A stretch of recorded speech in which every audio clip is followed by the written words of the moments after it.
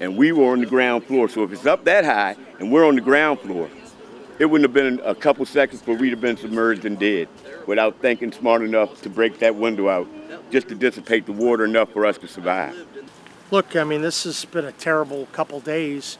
I do believe West Virginia is going to come together and people can move past and be even stronger as a result of the communities engaging and people looking out for their brothers and sisters. I think you're seeing communities rise up because they're looking out for each other, and that's the West Virginia way.